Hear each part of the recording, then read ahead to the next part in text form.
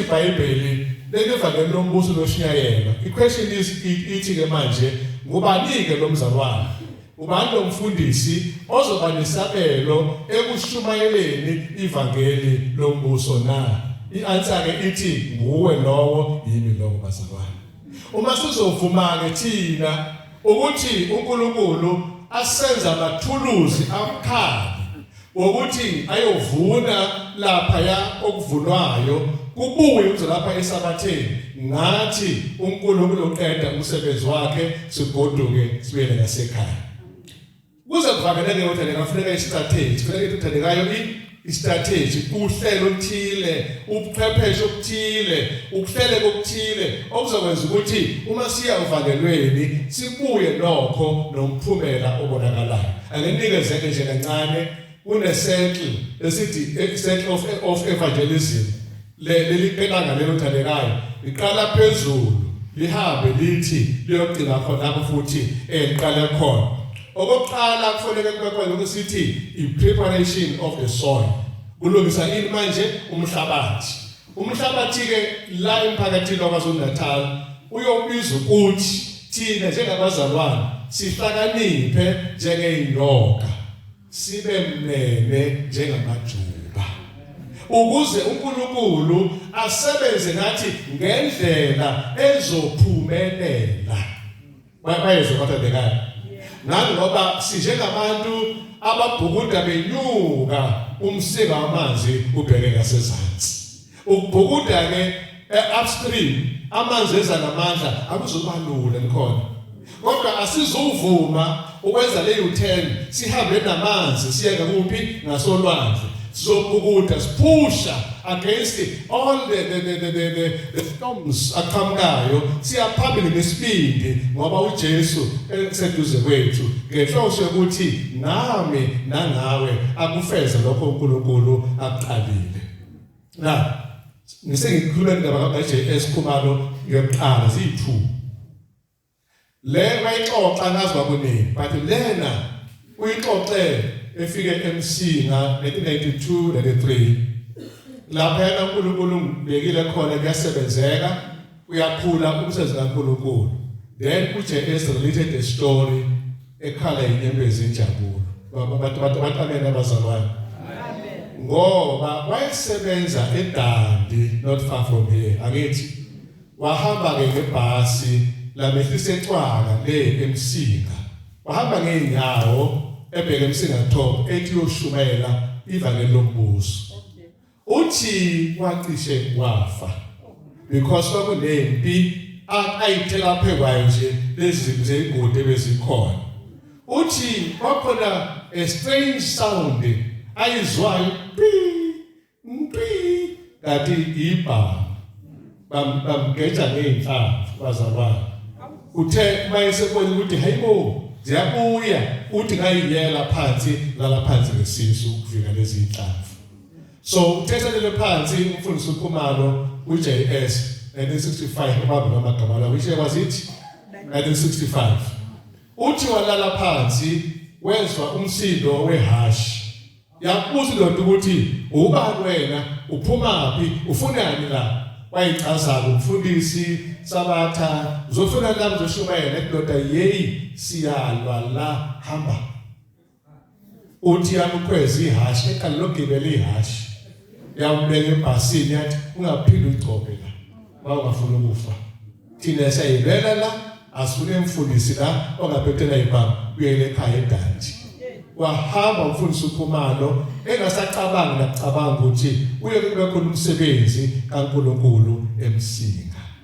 So mangifika 1991 qala lapho ngisebenza 92-93 organizer ibandla uza nomfundisi uShefu from i-conference office sesenethali field sibazathandekayo i-office sekwamasho baji hayi le manager yabona le office indaba bathandekayo laba bamasala abadala bakubona. So bayafika lapha ke bazongibona ngisexoxa indaba komfundisi uKhumalo ke ngempela wayenenyembezi emehlweni kodwa zentokozo.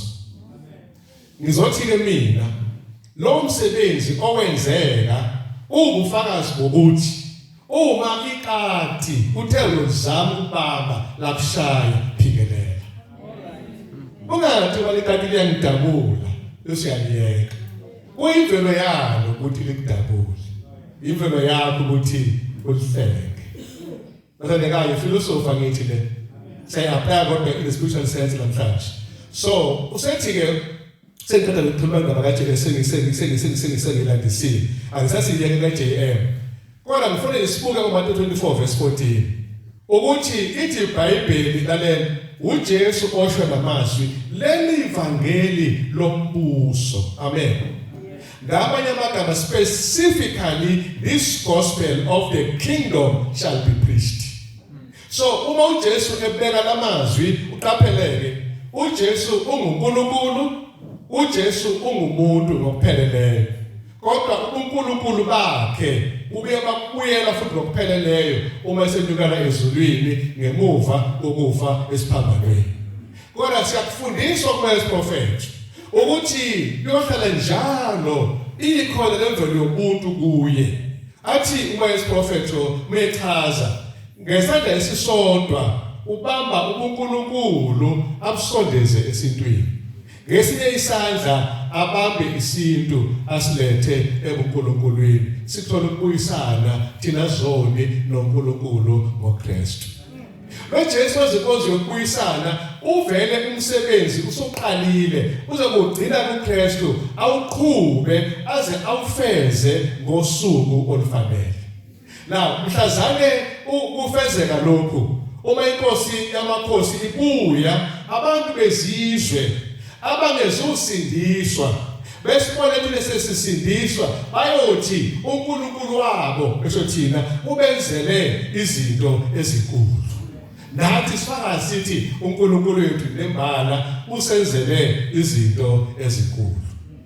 bathandekayo ukukhuleni kumzalwane ngeke umfundisi ngimthanda kodwa uJesu ayishisa manje nami mfowethu lapha engangifakazela uZulu wasemangakithi wasekhaya mhlawumbe nikwazi lokho uyise nebaba bami ngama best friends niyeza bazalwane ya sibambile ke phela abaZulu kungekho lutho kodwa impilo nje imndeni kuphela wakwaZulu wakwaNtshakazi we couple of two families but uNkulunkulu uhamba ngomnyaka sasane bandla la ovembisikhaya now ngiyaqonda ngibizana ama mission stories ngiyaqonda zanani nama mission stories ezakuphi ngaphesheya kolwandle cha kuphi khona ezweni lethu ngizonimotivate ngizonikhuthaza ukuthi sekwenzekile ngomusa kaJesu kuyenzeka kusazokwenzeka umusa kaNkulunkulu awukaqedi ukusebenza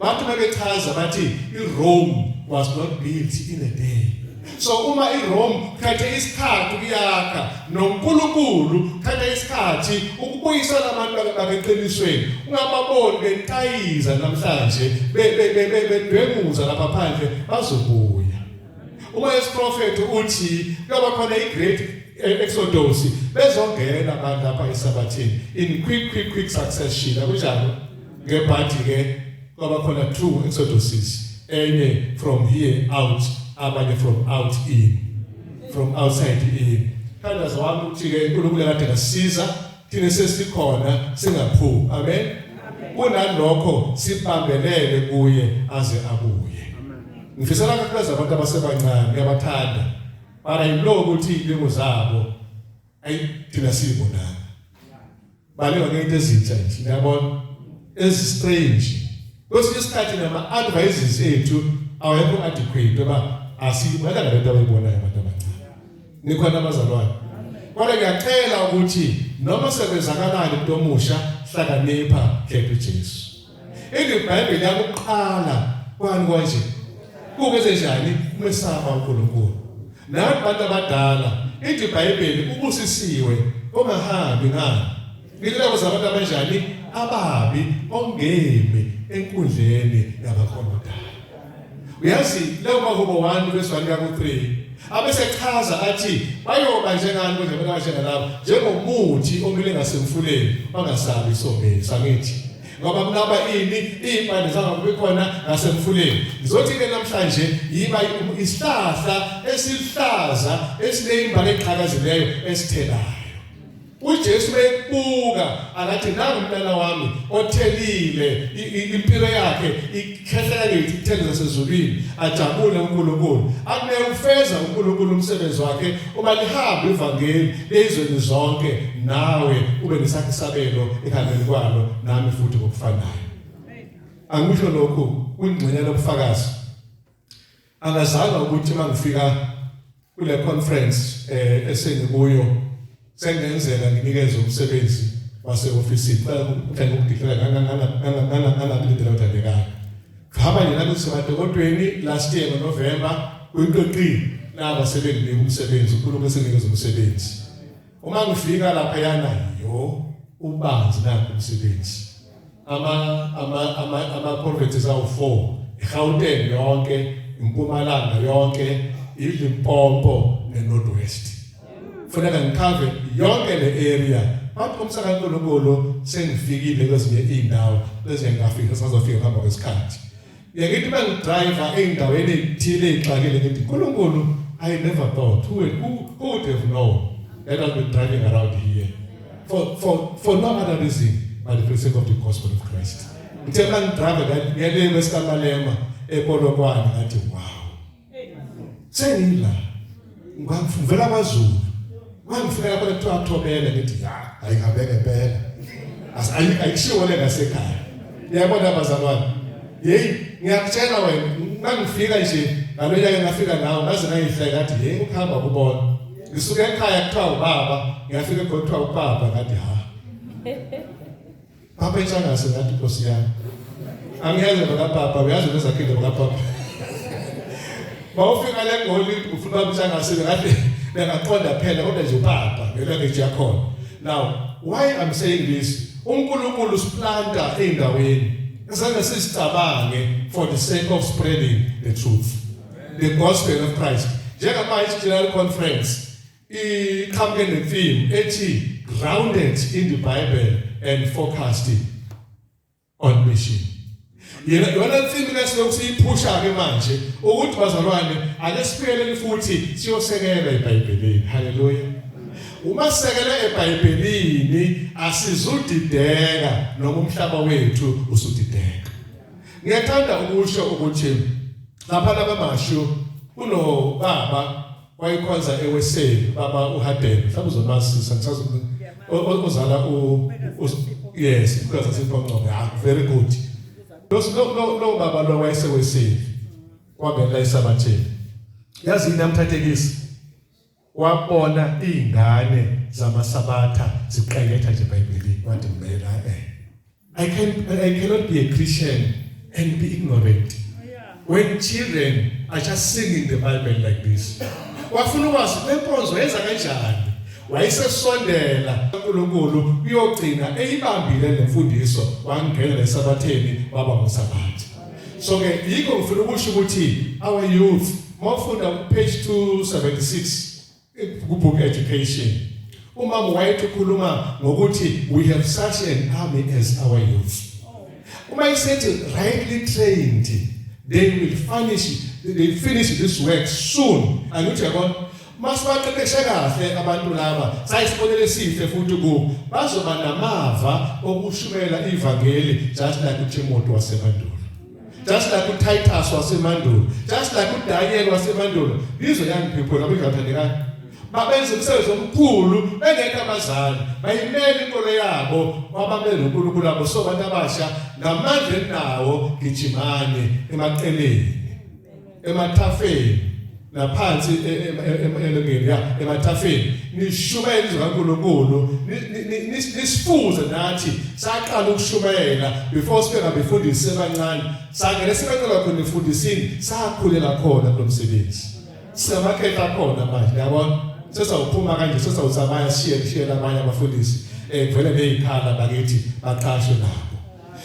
Ngifuna ukusho ukuthi leli ivangeli lombuso ezoshiyelwa inengqikithi yakhona ine-context yakhona ingelosi ezintathu. Ujike uSister White encwadini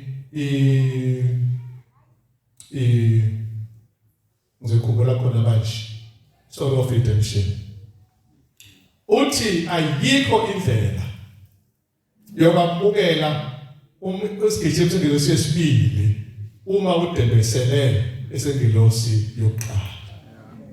Ayikho indlela yokwamukela imessage yengelosi yesithathu ungazange usukumele eyokuqala nesibili. Ngizocela ke namhlanje lapha phakathi kwethu ngithi nami njengesenior phakathi kwabazalwane abafundisi ngicela ukuthi sil-embrace leli vangeli lombuso sigijime sithi mesabeni uNkulunkulu. Nimnike inkazimulo yakhe, nikhuleke kuye, nidumise yena owenza izulu nomhlaba nemithombo yamanzi. Akunjalo? Uma sesibuyisela abantu kuloNkulunkulu odalile bazobuyela esabatheni lakhe ngoba isabatha kaNkulunkulu is a foretaste of heaven kusho uMphrofethi. And isabatha kaNkulunkulu ndekayo ilona egcineni elobahlanganisa bonke abazalwane abalinda ukuza kaJesu.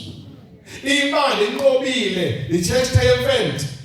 Iglue yalo will be the Sabbath observance. Nikwamtha ndekayo. And umuntu ogcina isatha kaNkulunkulu ephendwe ngokupheleleyo will be forever sealed with the seal of God.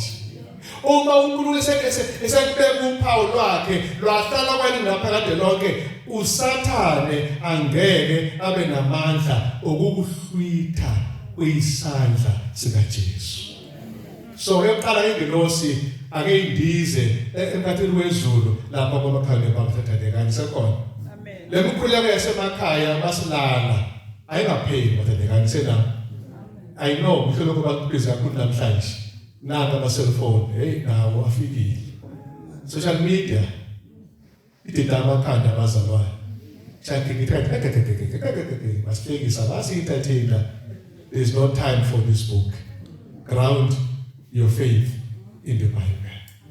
Ila ikula kubi khona eBhayibhelini. Ukuze ushumele with credibility, take it from the word and spread it to the world.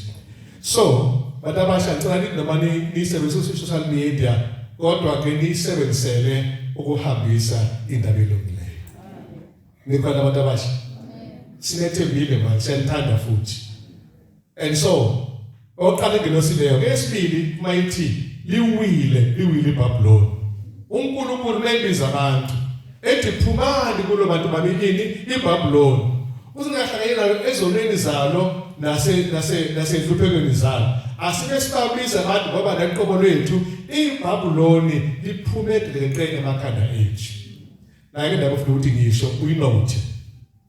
Sikhonza a very wise God. And uNkulunkulu nokuhlakanipha kwakhe uzovumela intshusiso kuba isefele ngama-Adventist. Ungacabanga ukuthi intshusiso into yokuqeda ngathi no, into yokuqinisa even more. Kanjani na? Ngoba mase sishushiswa kusho khona ukuthi vele uNkulunkulu usebhalile amagama ethu encwadini yokuphila. Yikho sisihlushwa emhlabeni. Ngiyabona umhlaba noSathane awusamukeli ngoba sisebona abakhona. Siphila lapha kodwa sibona abala. Impilo zethu zambula lowo esikholwa nguye ongabona ngamehlo abesebembona abantu. Ngiyabona so ngiyacela ngothandekayo sijabule ukuthi one day so sesingasayibuki iTV ngoba amalungu lokuthengisa azobe ngaseka ngithi mase sayibuka iTV ingqondo zethu zinamathuba okuba pure phambi kaJehova ngoba iTV necorruption yayo ikhona. Influence yeTV angiqalekisi angithini kodwa ngicela siyibuke ngokucophelela. Ngasho nje ngokukhulu ukuhlonipha ukuthi uma ibuka iTV ibuke selective.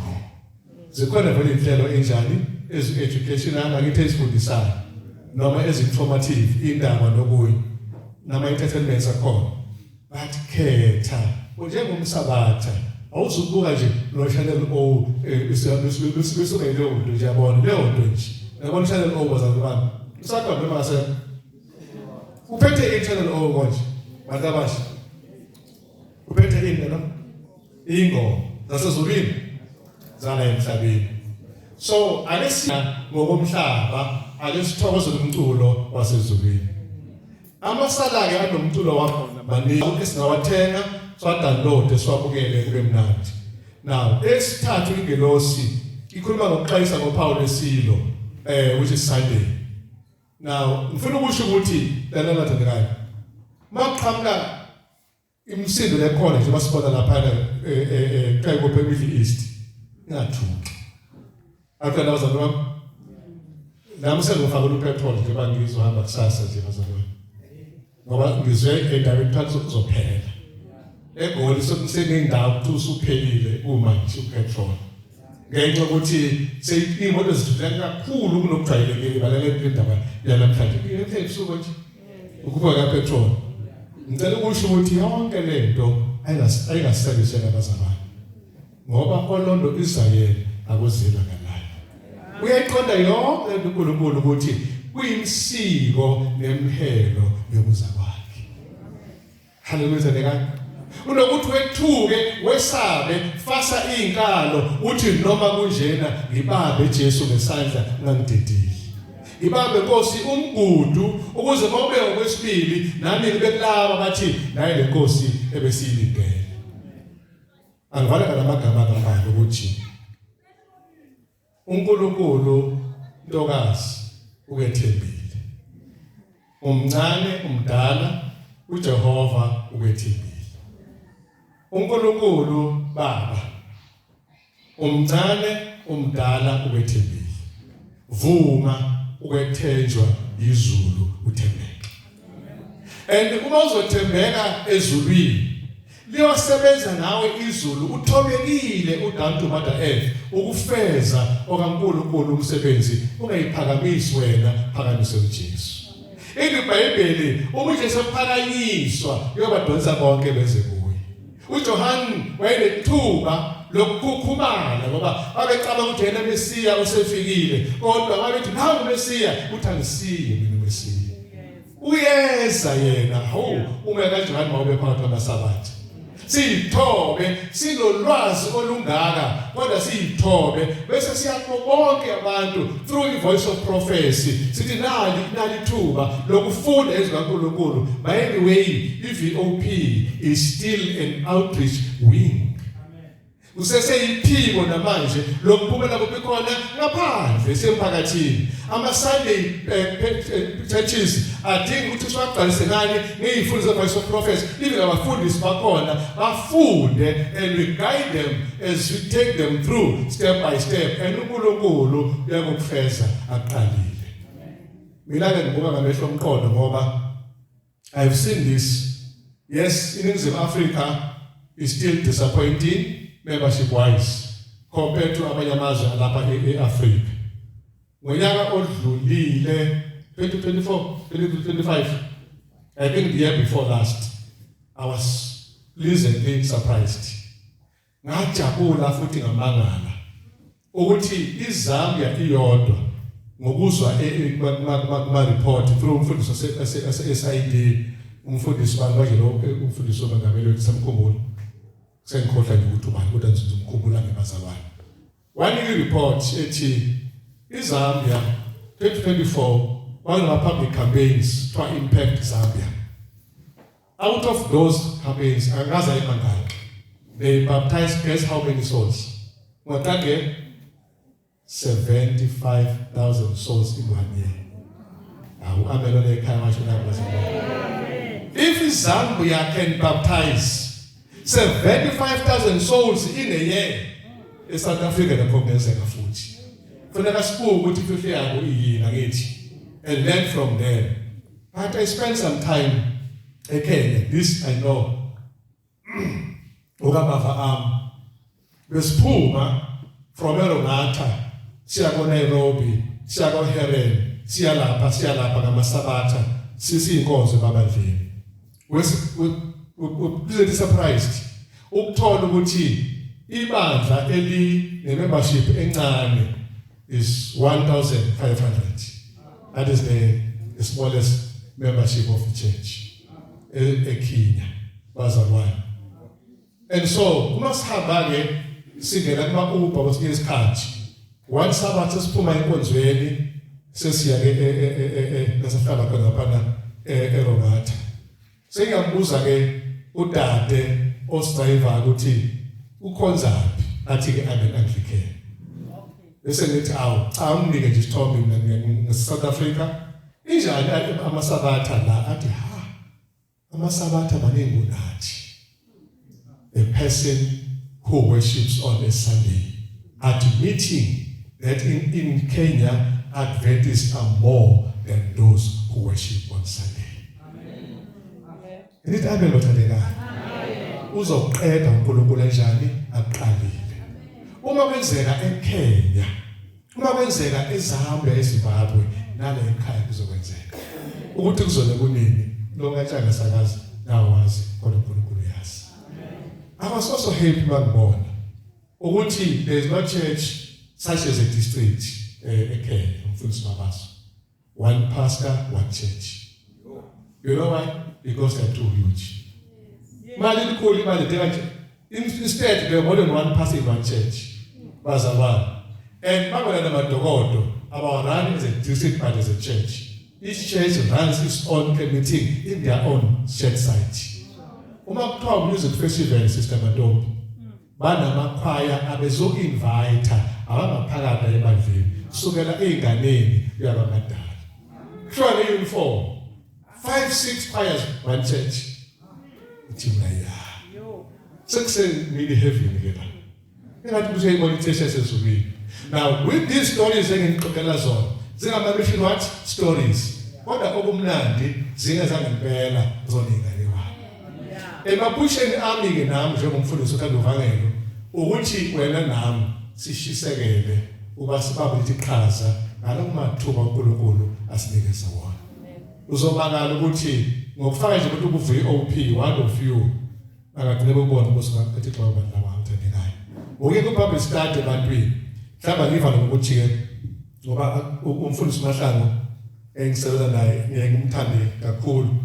Mayithi you don't need a long snake or a long fight to burn a long snake.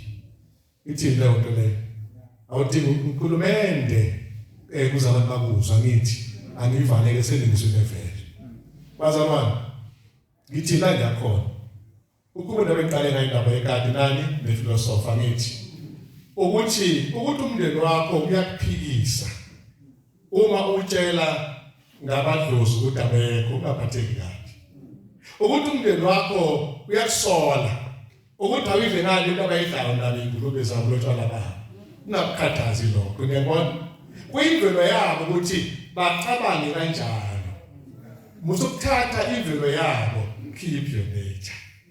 Nature yakho is a nature of being an Adventist and remaining an Adventist.